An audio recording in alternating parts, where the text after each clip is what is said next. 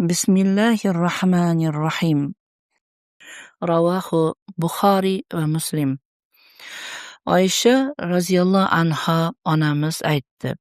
Rasululloh sallallohu alayhi vasallamga vafot vaqti yetgach, uni Rasulullohning yuzlariga bir bo'lak materialni yopib qo'yardi. Agarda u zot bo'g'ilsalar, ya'ni havo yetishmay qolsa, uni ochib tashlardi. U zot shunaqa holatda ekanliklarida dedilar.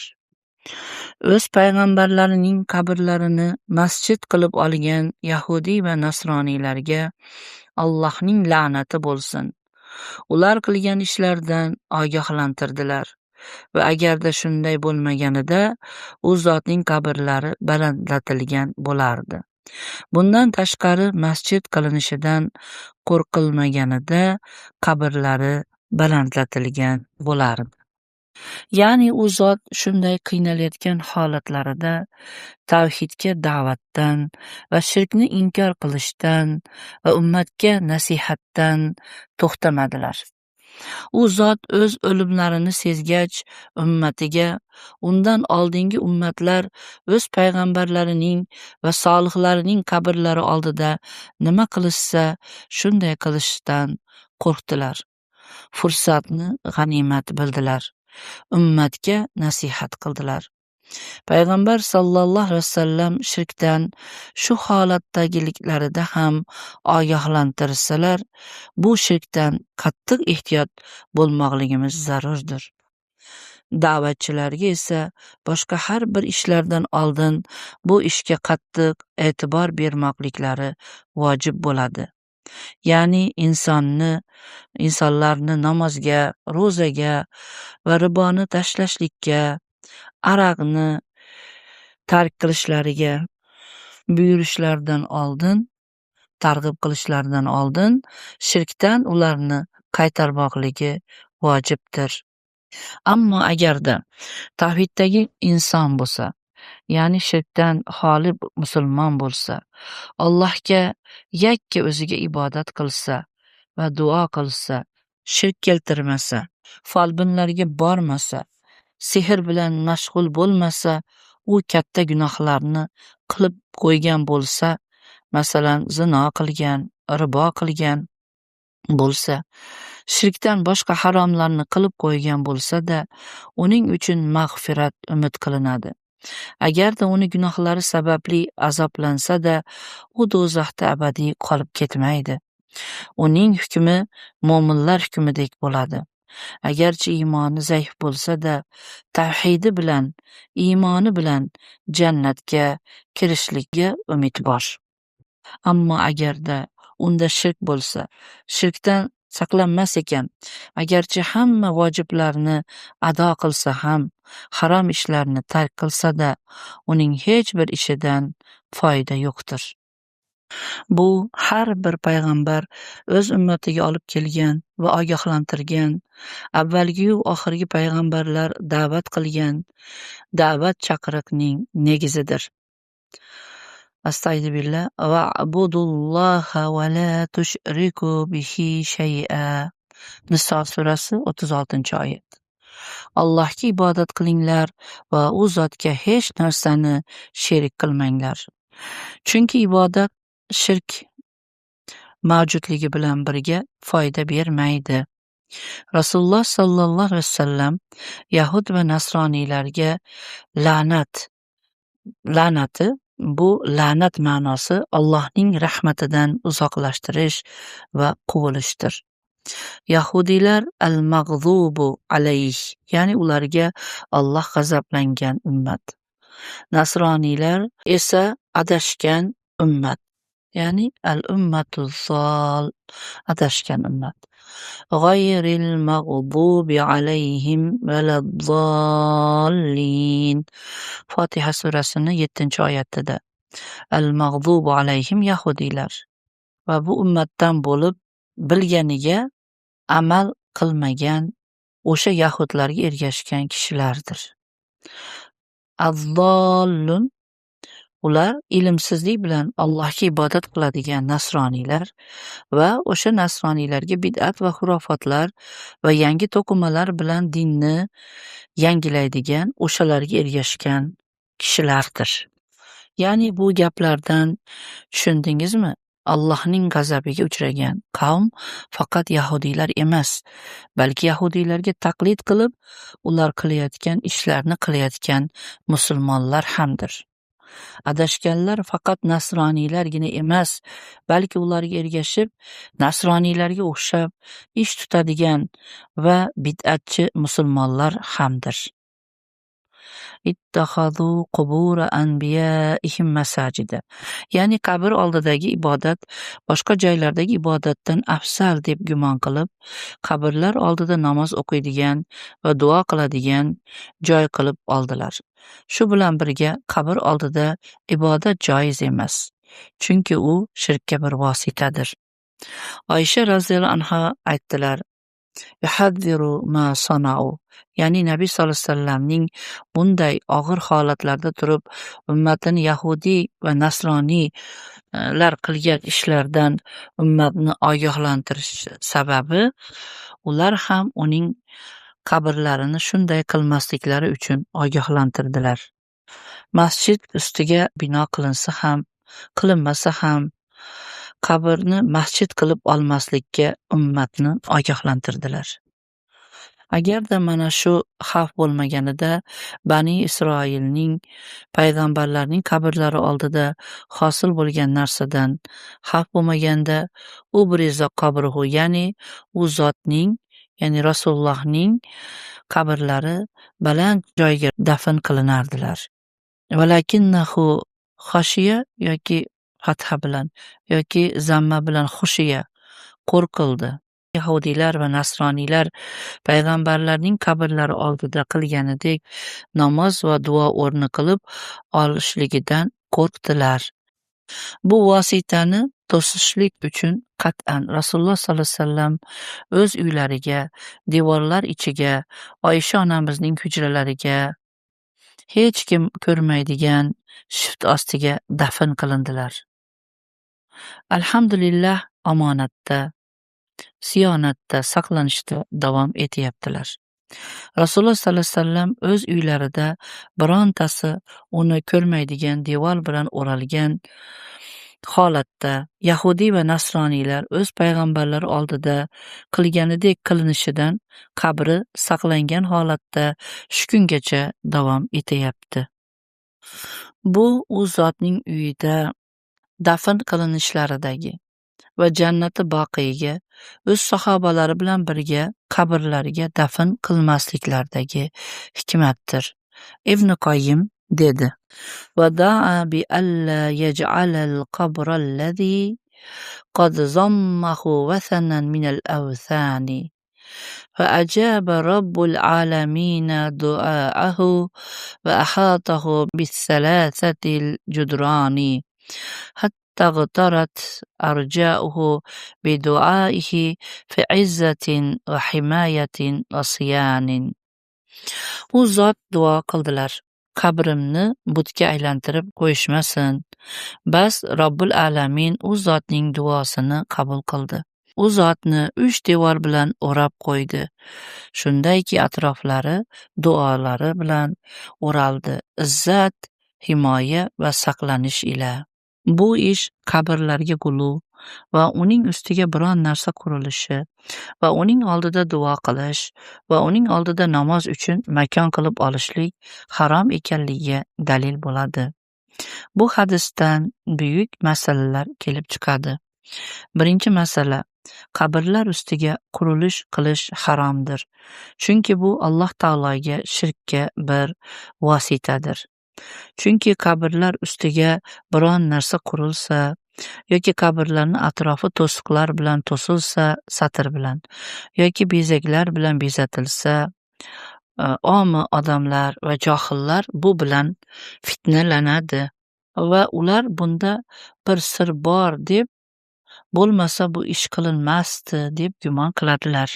Va ular voqea hayotimizda ko'rib turganimizdek qabrdagi ulug' odam deb o'ylab hojatlarini undan so'rashadi, unga duo qiladilar. Shuning uchun islomning maqsadi qabrlar bo'yicha o'lik musulmonlarning umumiy qabristoniga dafn qilinishidir. Qabrlardan qazilgan tuproqqa dafn qilinadi. Boshqa qo'shimcha tuproq qo'shilmaydi. Qabr ekanligi bilinishi uchun va tepalanmasligi uchun yerdagi tuproqdan bir qarich miqdoricha yerdan ko'tariladi, ya'ni balandlatiladi. Ustiga hech narsa qurilmaydi. Payg'ambarimizning qabrlari shunday edi. Rasululloh sollallohu alayhi vasallamning davrlarida sahobalarning qabrlari shundoq edi. Bu ish qabrlar haqidagi islom yo'llanmasidir. Ustiga biron narsa qurilmaydi, ustiga yozilmaydi, bezatilmaydi, gipslanmaydi. Ikkinchi masala, hadisda agarchi qabr ustiga biror bino qurilmasa-da, qabr oldida ibodat qilish va duo qilish, biron narsani so'yish, nazr qilish va shunaqa ishlar harom ekanligiga dalil bor. Islomning maqsadi o'liklarga salom berish va ularni gunohlariga mag'firat sababidan ziyorat qilinadi va o'liklarning ahvollaridan nasihatlanish uchun ziyorat qilinadilar. Va yana qabrlar xorlanmasligi, tepalanmasligi talab qilinadi. Islomning maqsadi haddan oshish va haddan tushish o'rtasida alhamdulillah. Ba'zi insonlar qabrlarni xorlaydilar va ustilarida yashaydigan uylar qurib olishadi yoki iflos axlatlarni tashlaydigan joy qilib olishadi yoki bemalol tepalab yurishadi yoki hayvonlarini bemalol qabrlar ustidan olib o'tishadi yoki qabrlar ustiga hojat qilishadi. Bu harom ishdir. Uchinchi masala, qabrlar ustiga haykal yoki suratlar chizish yoki haykallarni tiklashning harom ekanligiga dalildir. Agarchi uzoq o'tmishda bo'lsa-da, xuddi Nuh alayhissalomning qavmida bo'lganidek shirkka bir vosita bo'lishi mumkin. To'rtinchi masala, yaxshi niyat yomon ishga ijozat bermaydi. Ular bunda bir xayr, yaxshilik bor deb gumon qilgan edilar va o'sha solih odamlarning ahvollarini eslaymiz deb o'ylagandilar. Yoki o'zlari aytganlaridek solihlarni hurmatlash uchun qilgan edilar. Demak, ularning maqsadlari yaxshi edi. Ya'ni o'sha Nuh alayhissalom, o'sha o'tgan payg'ambar davridagi insonlarning ham niyatlari yaxshi edi. Ammo bu ishlar noshar'iy bo'lganligi sababli ibodatdagi shirkka olib bordi. Beshinchi masala, bu hadisda kofirlarga va gunoh kabira, katta gunoh qiluvchilarga umumiy uslubda la'nat joiz ekanligiga dalil bor. Chunki Nabiy sollallohu alayhi vasallam Yahudiy va Nasroniylarni shunday ish qilgan Yahudiy va Nasroniylarni la'natladilar. Bu umumiy la'nat bo'lib, odamlarni shunaqa ishlarni qilmasliklari uchundir. Bunda zarar yo'q, ammo muayyan bir millatni ayblashlik mumkin emas. Oltinchi masala, hadisda nasroniylarga o'xshashdan ehtiyot bo'lishlikka dalil bor. Chunki qabrlar ustiga bino qilish va namoz o'qish nasroniylarning yo'lidan va biz nasroniylarning yo'lidan qaytarilganmiz. Oysha roziyallohu anhoning gapida u zot ular qilgan ishlardan ogohlantirdilar. Bu xususan aqida ishlarida.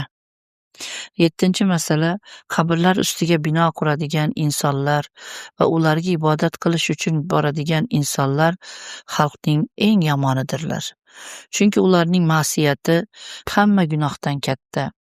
Zinoykor, aroq ichuvchilar va o'g'rilar ham qabrga sig'inuvchilardan gunohlari yengilroq. Garchi ular, ya'ni qabr sig'inuvchilari obid, zohid bo'lsalarda. Agarda zinokor, aroq ichuvchi, ahli tavhiddagi inson bo'lsa, musulmon bo'lsa, ya'ni Alloh taoloni yakka yaratuvchi zot deb iymon keltirib, faqat u zotga duo qilsa ya'ni aqidasi tavhid bo'lsa, uning gunohi bu shirk keltirganlardan yaxshidir. Ular ya'ni qabrga sig'inuvchilar kecha kunduz ibodat qiladigan, ro'za tutadigan insonlar bo'lsalarda. 8-masala.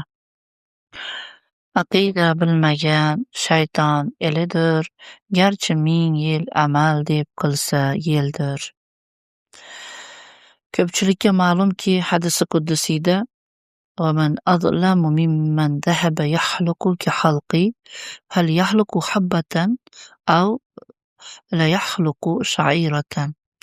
Men yaratganimdek yarataman deydigan kishilardan ham zolimroq kishilar bormi? Bitta donni yaratsinlarchi, bir dona arpani yaratsinlarchi. Bu hadisdan ma'lumki, insoniyat qancha aqlga ega bo'lsa-da, tabiiy borliqni Alloh azza va jalla yaratganidek hech narsani yarata olmaydilar. Haykaltaroshlar, rassomlar hech biri Haq subhana yaratgan xususiyatlari, tabiiyligi bilan biror maxluqotni yarata olmaydilar, yasay olmaydilar. Ammo kamera vositasi bilan olinishdan qaytarilmagan va bu ish hadisdagi holatga tushmaydi inshaalloh. 9-masala. Bu hadisda hamma ishlardan oldin aqida ishiga e'tiborni kuchaytirish va unga da'vat qilish vojib ekanligiga dalil bor. Har qanday buzuqchilikdan qaytarishdan oldin aqidani mustahkamlashimiz lozim. Hamda boshqa ishlarni isloh qilishdan oldin aqidani isloh qilishimiz bilan ishni boshlaylik. Chunki bu payg'ambarlar yo'li manhajidir. 10-masala.